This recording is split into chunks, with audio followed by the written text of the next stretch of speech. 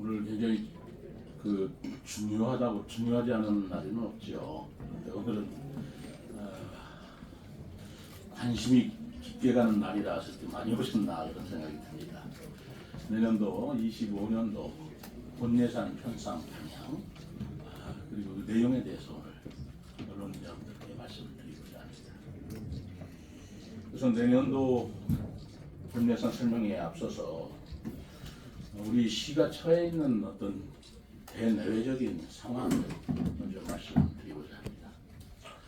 지금 여러분들도 다 아시다시피 국제 정세도 굉장히 불안정하고요. 세계 경제의 불확실성이 계속 지속되고 있습니다. 우리나라뿐만 아니라 전 세계적으로 지금 고금리, 고물가, 그리고 우리 경우에는 내수 경기가 좀처럼 좀 회복되지 않고 있어서 대내외적인 경제 여건이 어려운 상황인 것이 사실입니다. 특히 부동산 경기가 침체가 되고 있어서 우리 시에서는 특히 취득재정심에 지방지정이 갈수록 어려워지는 상황이기 때문에 우리 시의 재정 여건이 좋지 않은 것이 사실입니다. 또 국가 재정도 2년 연속 계속 국세 결손으로 인해서 자치단체로 교부세 감소가 지금 우려되고 있고 현실화되고 있습니다. 우리 시는 이런 여러 재정 여건이 어렵습니다만은 내년도 예산에 그래도 민생, 안전, 취약계층, 복지 이런 부분에 대한 예산은 반드시 지원을 하는 그런 예산을 편성하는 걸 중심으로 예산을 편성을 했습니다. 불효불급한 사업보다는 민생에 집중하여 예산을 편성했다는 것입니다. 또 동시에 과도한 긴축 재정이 또 서민 경제 위축을 불러일으키고 또 경제 양극화를 자극할 수 있다는 점을 고려해서 지방채를 활용해서 재원을 마련하는 등의 서민을 위한 적재적소의 효율적 재정을 운영하기로 했습니다. 우리 시가 편성한 2025년도 예산안 규모는 1조 9,818억 원입니다. 이것은 2024년도 본예산 1조 9,060억 대비 759억 원, 약 3.98%가 증가한 액수입니다. 내년도 본예산의 주요 편성 방향으로는 좀 효율적인 세출 구조 조정을 추진함과 동시에 민생 및 시민 안전 예산을 반영하는 등 서민 경제를 두텁게 보호하고 문화 저변을 확대하고자 하였습니다. 우선 첫째로 행정 운영비를 절감하고 세출 구조 조정을 실시했습니다. 시장으로서 우리 간부들한테 대단히 미안합니다만 작년에 우리 업무 추진비 같은 것을 30% 절감한 바가 있습니다. 저 또한 마찬가지입니다만 그런 업무 추진비 절감한 항목을 작년에 절감한 액수에 플러스 10%를 더 추가해서 감액을 했습니다. 또 운영비성의 경비, 여비, 공공위탁비도 절감해서 편성을 했습니다. 그러한 예산을 절감해서 민생 경제에 더 투입하고자 하는 저희들의 노력이라고 이해했습니다. 또 효율적인 세출 구조조정을 통해서 시급하지 않은 신규 사업 그리고 연기가 가능한 사업은 2026년 이후로 조정하고 진행 중인 사업 중에 마무리가 필요한 사업은 예산을 편성해서 마무리 짓는 그런 방향을 세웠습니다. 장흑진 생가기념관 건립공사의 마무리 사업으로 40억 그리고 장기 미집행 도시계획도로 보상에 30억을 반영한 것이 그런 내용입니다. 또 현재 진행 중인 금남면 복합 커뮤니티 센터 완공을 위해서 35억을 반영을 했습니다. 둘째, 시민 접점에 민생 예산을 반영했습니다. 안전하고 편리한 마을회관, 경로당 이용을 위해서 재건축 보수에 6억 4천만 원을 편성하였고요. 가족들 근린공원 화장실 개선에 약 1억 5천만 원을 반영하였습니다.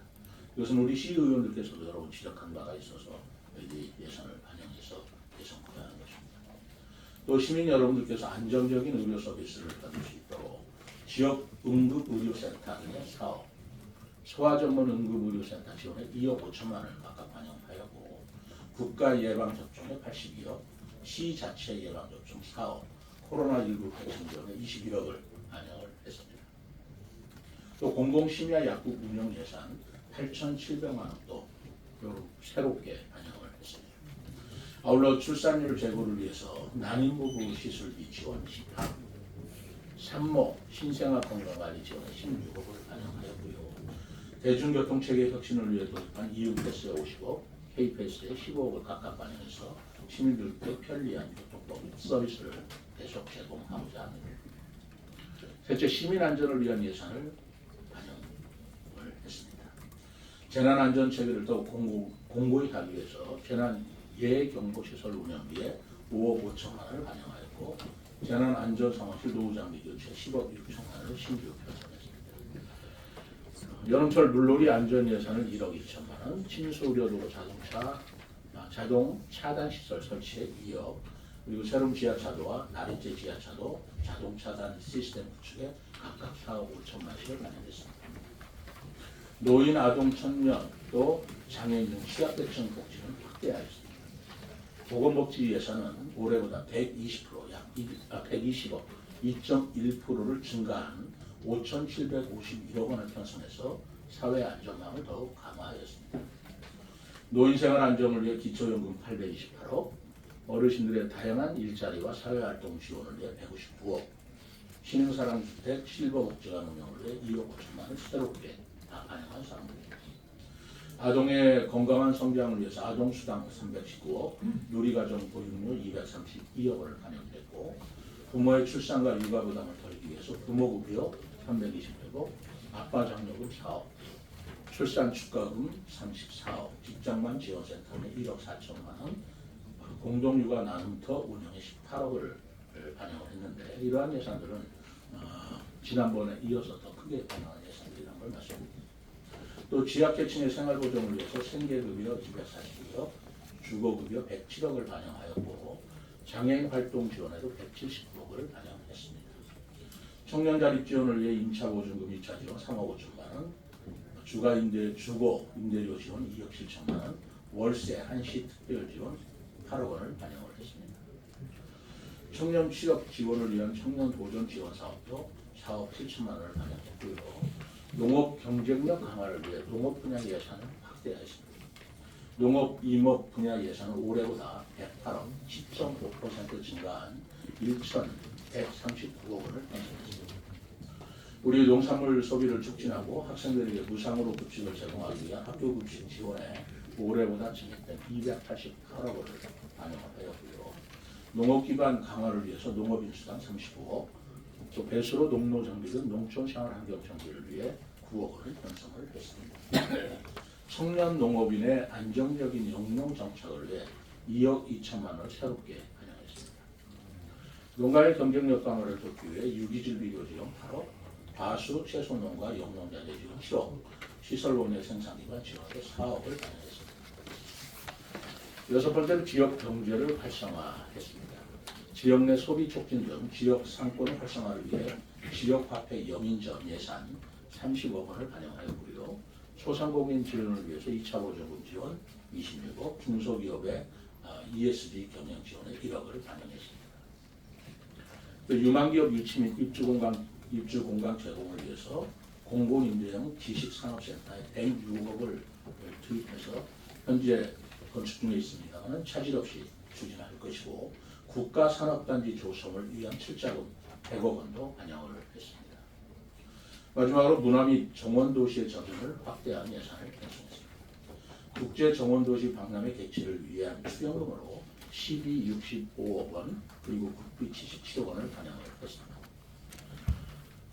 그동안 정원도시 박람회 개최를 둘러싸서 여러 가지 정치적 논란이 있어 왔습니다만, 제가 우리 시민단체 또는 시민 여러분들의 많은 의견을 듣고, 그리고 그 쟁점의 중간에 표현을 했든 안 했든 26년도 4월이라는 선거 시기라는 것을 감안했을 때, 저로서는 이런 선거를 내려놓고 정치를 내려놓고 순수한 시의 발전과 시민의 경제 활성화를 위해서 선거가 끝난 26년도 가을에 개최하는 것을 예산을 제의를 할 것이고요. 이렇게 하는 것만이 우리가 국비 77억 원을 확보할 수 있는 마지막 기회라고 생각합니다. 또 국비 77억을 확보하기 위해서는 우리 신기 예산 65억 원이 편성이 되었는데 이것도 26년도 4월에 했더라면 25년도 예산을 더 많이 편성할 수밖에 없는데 가을로 연기하게 된다면 26년도와 25년도에 분산 투자할 수 있게 되기 때문에 다소 내년도 예산 부담에도 좀 절감이 되는 큰 효과가 있을 것이라고 봅니다. 또 한글문화도시 지정을 위해서 60억 그리고 충남 정북과 공동으로 추진하는 서부 내륙권 광역 관광개발의 18억을 편성하였고 낙화 축제와 마이스 기반 구축 관광 활성화 지원을 위한 문화관광재단 출연금 6억 5천만 원을 반영했습니다.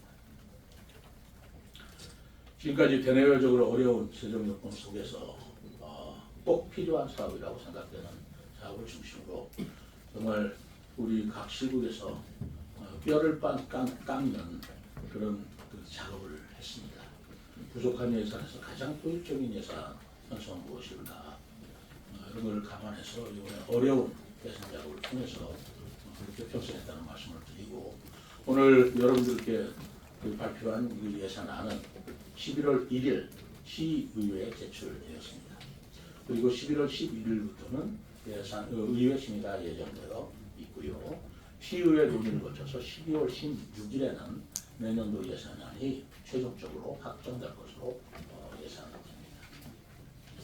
거듭 말씀드리지만 우리 시가 대내적으로 재정 여건이 어려운 건 사실이고 또 이러한 여건이 어려운 건 우리 세종시뿐만 아니라 전국 17개 시도 또 230여 개 기초자치단체도 마찬가지 형편에 있습니다. 아마 저와 비슷한 얘기들을 모든 자치단체장이 하리라고 생각합니다만 그런 여건이 어려운 상황에서 운영비성 예산은 최소화하고 지역경제 활성화와 경제가 어려움으로서 더 힘들어지시는 서민과 민생을 위한 사회복지, 문화조명 확대는 더욱더 확대시키는 방향으로 예산을 편성하였다는 말씀을 드립니다. 앞으로 시의회에서 심도 있게 심의를 해 주시겠습니다만은 우리 집행부 입장에서는 경기 회복과 그리고 민생 안정을 위한 집행부의 깊은 고민이 담긴 예산이었다는 걸 헤아려 주실 것을 부탁드리고 싶습니다. 앞으로도 우리 시는 조직 진단, 사업 분석 등을 통해서 세출 구조 조정을 지속적으로 추진할 것이고 그럼으로써 예산을 보다 더 효율적으로 운영하기 위해 노력하겠습니다. 25년도 예산안에 따라서 편성된 예산을 차질 없이 추진하고 또 이러한 그 예산을 통해서 우리 시민들이 보다 밝은 미래, 어려운 상황에서도 희망을 가질 수 있는 그런 예산을 편성했다는 말씀을 드리면서 우리 시민 여러분들의 건강과 행복한 삶을